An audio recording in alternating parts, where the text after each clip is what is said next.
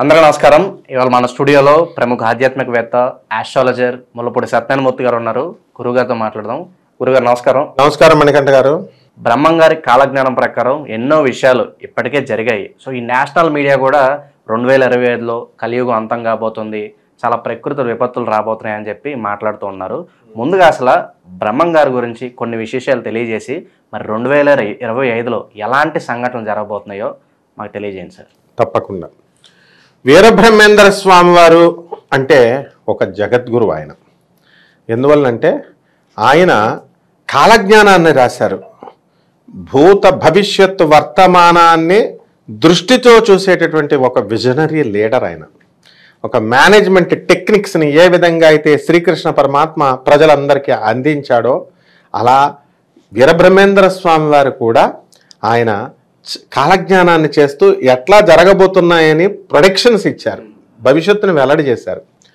ఆదిశంకరాచార్యులు వారు, జగద్గురు అయినటువంటి ఆదిశంకరాచార్యులు వారు ఏ విధంగా అయితే తన తల్లిని వదిలేసి వెళ్ళేటప్పుడు సన్యాసిస్తానంటే మరి వాళ్ళ అమ్మ ఒప్పుకోకపోతే సన్యాస దీక్షను తీసుకోవాలమ్మా అని చెప్పి సాక్షాత్తు శ్రీ మహావిష్ణువే ఒక ముసలి రూపంలో వచ్చి శంకరాచార్యుల వారిని పట్టుకుంటే నదిలో ములుగుతుంటే కావేరీ నదిలో తప్పించుకొని సన్యాస దీక్ష తీసుకుంటారంటే వదిలేస్తుంది ఆ ముసలి.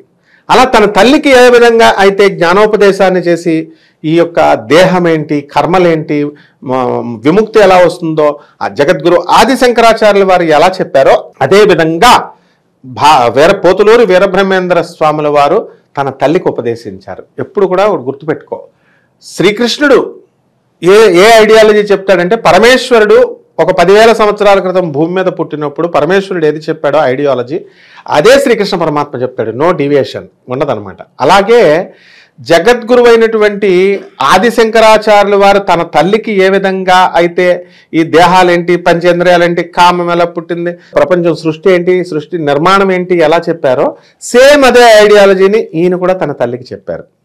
తర్వాత శ్రీకృష్ణ పరమాత్మ ఆవుల్ని కాశారు. ఆవుల్ని కాస్తే ఇక్కడ అచ్చమ్మ అనేటటువంటి ఆవిడ దగ్గర పోతులూరి వీరబ్రహ్మేంద్ర స్వామి వారు సేమ్ అలాగే వచ్చి ఆవుల్ని కాస్తూ కాలజ్ఞానాన్ని రాశారు. అంటే శ్రీకృష్ణ పరమాత్మ చెప్పినటువంటి ఐడియాలజీనే ఈయన చెప్పారు. శ్రీకృష్ణ పరమాత్మ జగద్గురువు, ఈయన ఆదిశంకరాచార్యుల వారు జగద్గురువు. కాబట్టి పోతులూరు వీరబ్రహ్మేంద్ర స్వామి వారు కూడా ఆయన సొంతంగా ఏం చెప్పాల, వీళ్ళిద్దరూ ఏం చెప్పారో అదే ఐడియాలజీ చెప్పారు. ఇది జగద్గురువు యొక్క లక్షణాలు. ఏ జగద్గురువు అయినా సరే మొట్టమొదటి గురు పరంపర వ్యాసుల వారు ఏదైతే చెప్పారో వాల్మీకి అదే చెప్తాడు, వాల్మీకి ఏదైతే చెప్పాడో ఆదిశంకర్లు అదే చెప్తాడు. గురు పరంపర అంతా ఒకటే చెప్పుద్ది, నో డీవియేషన్స్ ఉండవు. అలాగే ఈయన ఆవులు కాసేటప్పుడు రామానుజాచార్యుల వారు ఆదిశేషుడు అవతారం, మన పోతులూరు వీరబ్రహ్మేంద్ర స్వాముల వారు కూడా ఆదిశేషుడు అవతారం అని ఒకటి చెప్పొచ్చు. ఎలాగో చెప్తారు. ఆయన సీతాదేవిని ఎత్తుకు వెళ్ళిపోయేటప్పుడు రావణ బ్రహ్మ ఏం చేస్తాడంటే లక్ష్మణ రేఖను గీస్తాడు. ఒక గీత గీసి సీతాదేవిని దాటొద్దంటాడు. ఆమె ఏం చేస్తుందంటే ఆమె బయట ఆర్పేసి ఆ లక్ష్మణ రేఖను దాటొచ్చింది. ఇది గీసింది ఎవరండి? లక్ష్మణుడు. ఇక్కడ ఎవరు? ఈ ఆవులన్నీ కూడా మేపేటప్పుడు పోతులూరు వీరబ్రహ్మేంద్ర స్వామి వారు ఒక రక్షణ రేఖను చుట్టూ గీసేవారు. గీసేసి అది ఆ ఆవులు బయటకు వచ్చేవి కదా, అంటే లక్ష్మణ రేఖ, అంటే అది గీసింది లక్ష్మణుడు, ఇక్కడ గీసింది పోతులూరు వీరబ్రహ్మేంద్ర స్వామి వారు. అందుకే ఆదిశేషుడు అవతారం అని పోతులూరు వీరబ్రహ్మేంద్ర స్వామిని చెప్తారు. నెక్స్ట్ రెండవది, ఈయన అసలు పేరు వీరం బోట్లయ్య. వీళ్ళ తండ్రి గారి పేరు వీరబోజ్జరాయలు, తల్లిగారి పేరు వీర పాపమాంబ. ఈయన కూడా జగద్గురు ఆదిశంకరాచార్యుల వారు 8 సంవత్సరాల వయసుకే ఆయనకి ఎలాగైతే జ్ఞానోపదేశం అయిపోయిందో 8 సంవత్సరాల వయసులోనే శ్రీకృష్ణ పరమాత్మ జ్ఞానోదయం అయిపోయి కంసుడిని ఎలాగైతే చంపాడో అదేవిధంగా అదే 8 సంవత్సరాల వయసులో వీరబ్రహ్మేంద్ర స్వాముల వారు కూడా ఈ యొక్క కాలజ్ఞానం రాయడం మొదలుపెట్టేశారు. అంటే వీరికి అక్కడికి తత్వజ్ఞానం అర్థమైపోయింది. కాబట్టి గురు రూపం ఏదైనా దత్తాత్రేయుడి రూపమే. పోతులూరు వీరబ్రహ్మేంద్ర స్వామి వారు బ్రహ్మ విష్ణు మహేశ్వర స్వరూపం అయితేనే వాళ్ళ గురు పరంపర వస్తుంది. కాబట్టి పోతులూరు వీరబ్రహ్మేంద్ర స్వాముల వారు దత్తాత్రేయ అవతారంగా మనం చెప్పుకుంటాం. నెక్స్ట్ ఇకపోతే ఆయన చెప్పిన ప్రిడిక్షన్స్కి వచ్చేద్దాం. ఆయన ఏం చెప్పారంటే మొట్టమొదటగా మనకి ఒక సినిమా వాళ్ళు రాజకీయ రంగంలోకి వచ్చేస్తారు, ముఖాలకు రంగులు వేసుకున్న వాళ్ళు వచ్చేస్తారన్నారు. దానికి రొనాల్డ్ రీగన్ అమెరికాలో ఫస్ట్ ప్రెసిడెంట్ ఆఫ్ యుఎస్ అయ్యాడు. ఆయన హీరో, హాలీవుడ్ హీరో. తర్వాత మన ఎంజీఆర్ తమిళనాడులో, డాక్టర్ నందమూరి తారక రామారావు గారు నా ప్రియతమ గురువు, అలాగే నా ప్రియతమ గురువిని జయలలిత గారు సీఎం అయిపోయింది. తర్వాత మన పవన్ కళ్యాణ్, కృష్ణంరాజు, సూపర్ స్టార్ కృష్ణ, జమున గారు, ఇక వీళ్ళంతా కూడా మొత్తం సినిమా రంగంలో ఉన్నటువంటి వాళ్ళందరూ కూడా డైరెక్ట్గా ఇప్పుడు ప్రస్తుతం పవన్ కళ్యాణ్ హవా నడుస్తుంది. కాబట్టి ఇంకా వీళ్ళందరూ కూడా వచ్చి చక్కటి పదవులు అలంకరిస్తారని వీరబ్రహ్మేంద్ర స్వాముల వారు చెప్పారు. అయితే వీళ్ళ వల్ల నష్టాలు ఉంటాయని చెప్పలేదు ఆయన. కాబట్టి సినిమా వాళ్ళు హీరోల కింద సినిమా వాళ్ళంతా కూడా రాజకీయాలకు వస్తే చాలా మంచిదనమాట. కాబట్టి మనందరం ఇప్పుడున్నటువంటి ప్రస్తుతం చిన్న చితక సినిమా హీరోలకి హీరోయిన్లు అందరికీ మనం విజ్ఞప్తి చేద్దాం, అందరూ రాజకీయాలకు వచ్చేయండి అమ్మా, వచ్చేసి మీ వల్ల లాస్ లేదని చెప్పి పోతులూరి వీరబ్రహ్మేంద్ర స్వాముల వారు లాస్ ఉంటుందని చెప్పాల. మామూలు రాజకీయ నాయకుల వల్ల లాసులు ఉంటాయని ప్రజలు అంటారు కదా, వీళ్ళ వల్ల లేవు. నెంబర్ 1. నెంబర్ 2, ఆ కాలంలో శ్రీలంకలో మనకి పుష్పక విమానం ఉందని మనకి మహాభారతంలో రామాయణ కాలంలో చెప్పబడి ఉంది. అప్పుడు విమానం ఉంది, టెక్నాలజీ మంత్ర రూపంలో ఉన్నటువంటిది యంత్ర రూపంలోకి, మెషిన్స్ రూపంలోకి కలియుగంలో మనకి వచ్చింది. ఇప్పుడు శ్రీకృష్ణ పరమాత్మ వెళ్ళిపోతూ స్పిరిచువల్ ఎనర్జీ ఉండేది మనకి. అందుకనే మనసులో ఇలా సంకల్పించి బ్రహ్మాస్త్రం ఆగచ్చ అన్నాడు అనుకో, వెంటనే బ్రహ్మాస్త్రం వచ్చేసేది, అర్జునుడు వేసేసేవాడు. దాన్ని కృష్ణుడు వచ్చేసి ఏం చేశాడు, కన్వర్ట్ చేసేసి దాన్ని ఏం చేసేసాడు, యంత్ర రూపంలో కన్వర్ట్ చేస్తాడు. This is nothing but the law of conservation of energy. Energy can neither be created not destroyed but can be transform from one form to the other. అందువల్ల మంత్రశక్తిగా ఉన్నటువంటి ఆ ఎనర్జీని మెకానికల్ ఎనర్జీగా మార్చేశారు. ఎలాగైతే పొటెన్షియల్ ఎనర్జీని కైనెటిక్ ఎనర్జీని పొటెన్షియల్ ఎనర్జీగా, థర్మల్ ఎనర్జీని ఎలక్ట్రిసిటీగా, నీటిలో ఉన్నటువంటి హైడ్రో ఎలక్ట్రిసిటీని మనం కరెంట్గా మనం మార్చేసామో, ఆ విధంగా ఇప్పుడున్నటువంటి ఈ యొక్క ఎనర్జీని మనం ట్రాన్స్ఫర్మేషన్ చేసేసాం అన్నమాట. కాబట్టి మనకి ఇక్కడ వీరబ్రహ్మేంద్ర స్వాముల వారు మెషిన్ రూపంలోకి మార్చేశారు, మెకానికల్ ఎనర్జీగా మార్చేశారు. మంత్రశక్తి అని ముందు ప్రిడిక్ట్ చేస్తారు ఆయన. కాబట్టి ఇప్పుడున్నటువంటి విమానాలు మనం మెకానికల్గా మారిపోయి మనం సృష్టించుకున్నాం. ఈ విమానాలు కుప్పకూలిపోతాయి కొన్ని అని చెప్పారు. అందువలన ఆయన ఏం చేశారు, ఆకాశంలో కొన్ని పక్షులు క్రింద పడతాయి అని కోడెడ్ లాంగ్వేజ్లో చెప్పారు. అది డీకోడ్ చేస్తే అప్పుడప్పుడు విమానాల ప్రమాదం జరుగుతుంది అని మనకు అర్థమవుతుంది. 2 పాయింట్లు చెప్పారు. ఇకపోతే యాగంటిలో నందే పెద్దగా అయిపోయి రంకె వేస్తుంది అన్నారు. మెటమార్ఫిక్ రాక్స్ అంటాం మనం, అంటే కొన్ని రాక్స్ పెరుగుతాయి అన్నమాట. అందువల్లనే పర్వతాల్లో కొన్ని మెటమార్ఫిక్ రాక్స్తో ఉన్నాయి, పెరుగుతూ ఉంటాయి. యాగంటిలో ఉన్నటువంటి ఈ యొక్క స్వామివారు నందీశ్వరుడు మెటమార్ఫిక్ రాక్స్ కాబట్టి పెరుగుతుంది సంవత్సరం. దీన్ని సైన్స్ కూడా సపోర్ట్ చేస్తుంది. ఆర్కియలాజికల్ ఆర్చివ్స్ అన్ని కూడా మనం చూసుకుంటే ఆర్కియలాజికల్ డిపార్ట్మెంట్లో నమోదైన సాక్ష్యాధారాలతో చెప్తున్నాను. నెక్స్ట్, బ్రాహ్మణుల అగ్రహారాలు నశించిపోతాయన్నారు. ఆ కాలంలో బ్రిటిషర్స్ వచ్చినప్పుడు బ్రిటిషర్స్ ఏం చేశారంటే కొన్ని 100,000 ఎకరాలు రాసేశారు బ్రాహ్మణులందరికీ కూడా. ఆ బ్రిటిష్ సామ్రాజ్యం వచ్చినప్పుడు వాళ్ళ వ్యాపారాలకి వీళ్ళంతా కూడా సహకరించాలి అన్న ఉద్దేశంతో. ఏ విధంగా అంటే ఫస్ట్ బ్రిటిషర్ ఇండియాకి వచ్చాడు. ఇండియాకి వచ్చి నాకు నమస్కారం పెట్టాను, ఇండియాని పట్టుకోవాలనుకున్నాడు. ఇండియన్ చాలా తెలివైనవాడు. నాకు నమస్కారం పెట్టంటే గెట్ అవుట్ అంటాడు ఇండియన్. అప్పుడు ఈ లోపల ఒక అర్చకుడు వస్తూ ఉంటాడు గుళ్ళో, పంతులు గారు రాగానే అయ్యగారు నమస్కారం అండి అంటాడు. ఎవరో పూజారి, మామూలు ప్రజలు అనగానే అరే రేపు అమావాస్య, రేపు రాకురా నువ్వు బయటికి ఇండ్లు వదిలి అని చెప్పాడు పూజారి. అది వినేసి అలాగేనండి అయ్యగారు అని చుప్చాపుగా వెళ్ళిపోతాడు వాడు. అంటే బ్రాహ్మణుల చేతిలో ఉంది ఇండియా అని గమనించినటువంటి బ్రిటిషరు అదే బ్రాహ్మణుల్ని పిలిచేసి 1000 ఎకరాలు రాసేసేసరికి అగ్రహారాలు అయిపోయినాయి అవి. ఈ బ్రాహ్మడు ఏం చెప్పాడంటే మళ్ళీ ప్రజలు వచ్చి నమస్కారం అండి గురుగారు, అయ్యగారు అని దండం పెడితే అరే పెద్దయ్య గారికి దండం పెట్టరా అని బ్రిటిషర్కి దండం పెట్టించాడు బ్రాహ్మడు. వాళ్ళకి నమస్కారం పెట్టిన తర్వాత చెన్నయ్య గారు అలాగో ఆయనకి పెడతాడు. ఈ విధంగా బ్రిటిషర్స్ చొచ్చుకొని వచ్చారు. కాబట్టి బ్రాహ్మణులకి ఇక్కడ 1000 ఎకరాలు ఇచ్చారనమాట. అటువంటి 1000 అగ్రహాలన్నీ కూడా పోయి ఇప్పుడు ఏమైపోయినాయి, మామూలుగా అయిపోయారు.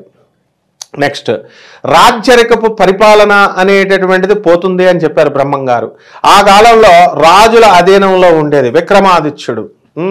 ఇలాగా మొత్తం మన రాజులు ఆ కాలం పోయి ఏమైపోయిందండి, రాజరికం పోయి మామూలు జమీందారీ వ్యవస్థ వచ్చింది. ముల్లపూడి హరిశ్చంద్ర ప్రసాద్ మా తాతగారు మొత్తం అలా ఆంధ్ర బిర్లా అనేవారు. ఈ రకంగా జమీందారీ వ్యవస్థ వచ్చింది. ఆ జమీందారీ వ్యవస్థ స్లోగా మారిపోయి ఏమైపోయింది, డెమోక్రటిక్ లీడర్స్ వచ్చారు. డెమోక్రసీ, ప్రజాస్వామ్య నాయకులు.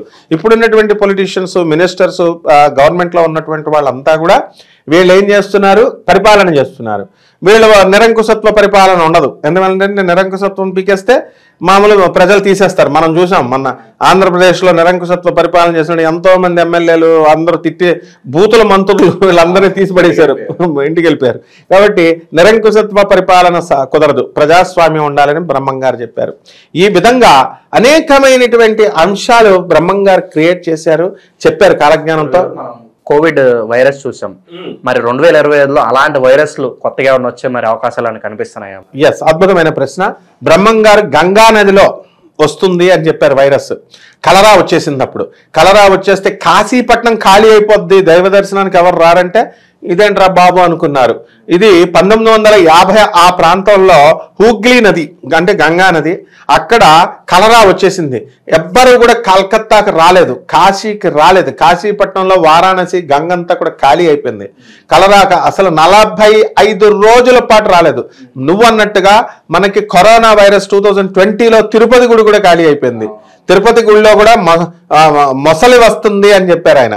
తర్వాత తిరుపతి గుడి ఖాళీ అవుతుందన్నారు, ఖాళీ అయింది. కరోనా టైంలో ఎవరో వెళ్ళలేదు. ఇంకా ఫ్యూచర్లో ఆయన చెప్పిన ప్రెడిక్షన్ ఇంకా దగ్గరకు రాలేదు, మొసలు వెళ్తుందంట. ఆ తర్వాత తిరుపతి గుడే ఖాళీ అయిపోతుందంట. 3 రోజులు ఆ ధూపదీప నైవేద్యాలు లేకుండా అయిపోతుంది తిరుపతి అన్నారు. ఇవన్నీ జరుగుతాయి ఖచ్చితంగా.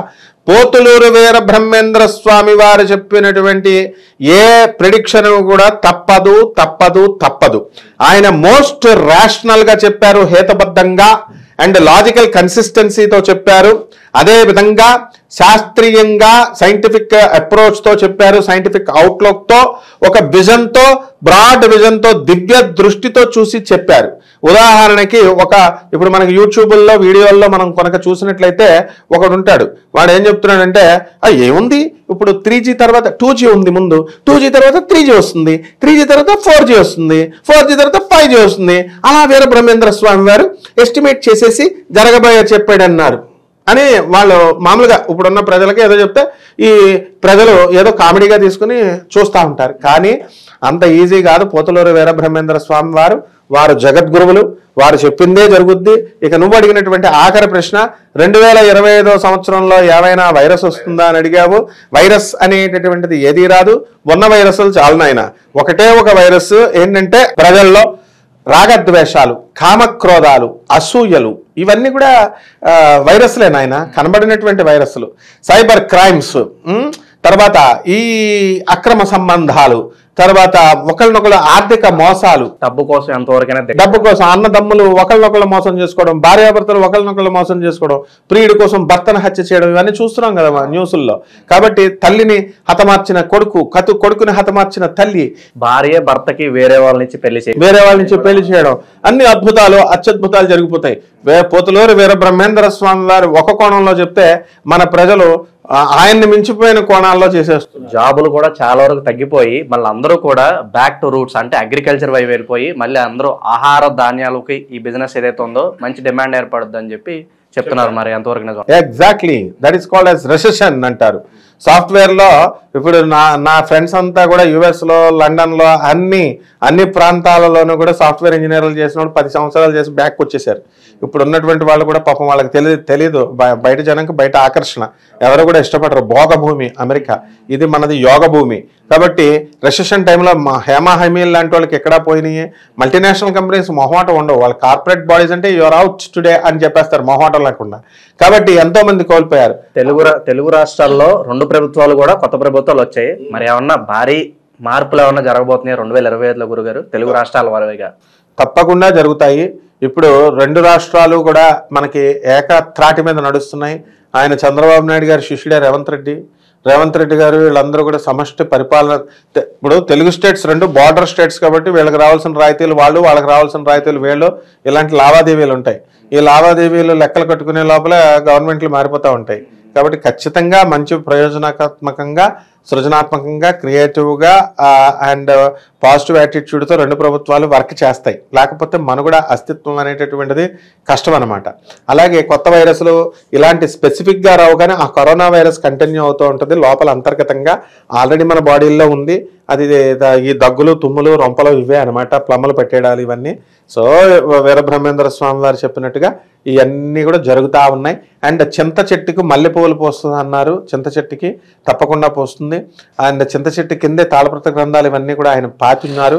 ఆ చెట్టు చాలా సీక్రెట్ చెట్టు, అది ఆ చెట్టును ప్రతి ఒక్కళ్ళు చూడాలా. ఆ చెట్టు ఎక్కడుందో, ఎలా ఉందో, ఏ ప్లేస్లో ఉందో మనం నెక్స్ట్ వీడియోలో చెప్పుకుందాం మన ప్రేక్షకులకి. అంతవరకు సస్పెన్స్. ఈ వీడియో నచ్చినట్లయితే మీకు చక్కగా షేర్ చేయండి, మరి సబ్స్క్రైబ్ చేయండి, చక్కగా చూడండి. బ్రహ్మం గారి కాలజ్ఞాన ప్రకారం భవిష్యత్తులో ఎలాంటి సంఘటనలు ఇంకా జరగబోతున్నాయో చాలా అద్భుతంగా మీ విశ్లేషణ అందించారు గురుగారు. ధన్యవాదాలు. ధన్యవాదాలమ్మా.